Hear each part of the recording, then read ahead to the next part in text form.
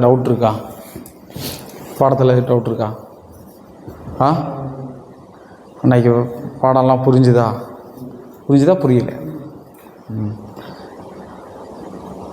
அந்த இது டெஸ்ட் பண்ண இது பார்த்தீங்களா?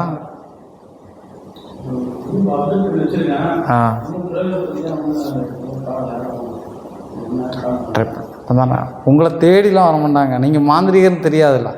இப்போ என்ன தேடி வராங்கன்னா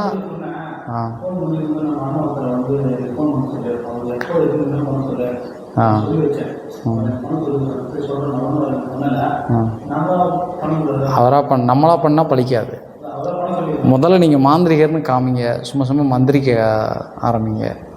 அந்த மந்திரிக்கைக்கு உண்டான மந்திரம் ஒரு மந்திரம் இருக்குது. அந்த கையில் அந்த கை ப்ராக்டிஸ் பண்ணி பார்த்தீங்களா?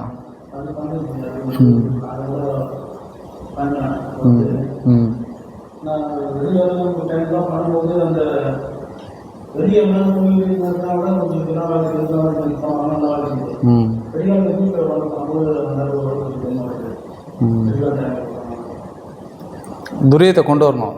அந்த உச்சத்துக்குள்ளேயே நான் அந்த சொன்ன ப்ராக்டிஸ் அதை பண்ணிக்கிட்டே இருந்தால் அந்த இடத்துல ஓப்பன் ஆகும். உடனே ஓப்பன் ஆகும் துரியம்.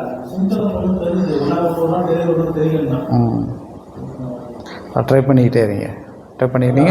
முதல் வேலை நமக்கு என்னென்னா, நம்ம மாந்திரிகர் ஆகிறதுக்கு முன்னால் மாந்திரிகர்னு ஒரு தெரியணும், வெளியே விளம்பரப்படுத்தணும். விளம்பரம் தான் கிளவியை குமரியாக்குறதும் குமரியை கிளவியாக்குறதும் விளம்பரம் தான். விளம்பரம் இல்லைன்னா வேலையாகாது. சிலவர் நிறைய பேர் என்ன பண்ணுறாங்கன்னா, மாந்திரிகத்தை படிச்சுட்டு போய் உட்காந்துடுறான். அவன் மாந்திரிகர்னு வெளியே எப்படி தெரியும்? நீங்கள் மாந்திரிகர்னு எப்படி தெரியும் சொல்லுங்கள்? ஸ்டெப்பாக நம்மளை அதை வளர்த்துக்கிடணும். இந்த தீட்சை வாங்குகிற குரூப்பு பூரா இதுதான். ஒரே நாள் தீட்சை அப்படிம்பாங்க. தீட்சை போனது பூஜை கீஜெல்லாம் போட்டு படையல் கடையெல்லாம் போட்டு உனக்கு நான் தீட்சை கொடுத்துட்டேன், என்னை எழுந்திரி மாந்திரிகர். எப்படி மாந்திரிகர் ஆவார்? அந்த பேசிக்கிலேருந்து வரணும். நம்ம அதை சில விஷயங்களை சாமி பார்க்க ஆரம்பிக்கணும். சாமி பார்த்துட்டாலே ஒரு மாந்திரம் தான். சாமி பார்த்துட்டாலே ஒரு மாந்திரிகர் தான். சாமி பார்க்க தெரியணும். இப்போ உங்களுக்கு பயிற்சி போகாமல் அதான். அதாவது இன்னும் மாந்திரிகத்துக்கிட்டே நம்ம இப்போ நீங்கள் நினச்சி பாருங்கள், இன்னும் மாந்திரிகத்துக்கிட்டே போகலாம். இன்னும் மாந்திரிகத்தினுடைய மந்திர உச்சாரணங்கள், மந்திரத்தினுடைய பீஜம், மந்திரத்தினுடைய தன்மை, இதுக்கிட்டலாம் இன்னும் போகவே இல்லை. இப்போ அடிப்படை என்ன தேவை? நம்ம உடம்பை சுத்திகரித்து நமக்குள்ளே பிரபஞ்ச ஆற்றலை கொண்டு வந்துக்கிட்டு இருக்கோம். கண்ணுக்கு தெரியாத சில வைப்ரேட்டுகள் நம்ம உடம்புல உருவாகிக்கிட்டு இருக்கு. அதான் வரும்.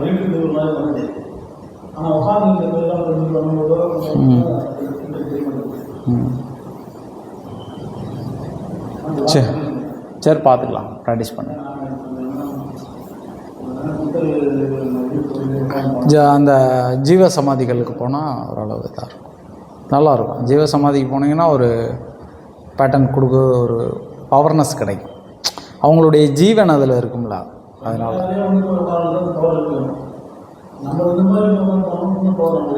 நம்ம பவர் வந்தால் நம்ம ஆட்டோமேட்டிக்காக நமக்கு பவர் வந்துட்டாலும் நமக்கு முதல்ல என்ன தேவை அப்படிங்கிறத கொடுத்துரும். இப்போ நம்ம பார்த்தீங்கன்னா 3 ஏசியை போட்டு உட்காந்துருக்கோம். நம்மளை சாமி நல்லா வைக்கணும். அதுக்கு நம்ம பிரபஞ்சத்தோடு இது பண்ணணும். நம்ம நல்லா இருந்தால் தான் அடுத்தவங்க நல்லாயிருக்கும். நமக்கு கல்யாணம் ஆகிருக்கணும், நமக்கு குழந்தை குட்டிகள் இருக்கணும், நமக்கு வீடு வாசல் சொந்தமாக இருக்கணும், கோயில் இருக்கணும், இதேமாதிரி ஆஃபீஸ் ரூம் தனியாக இருக்கணும்.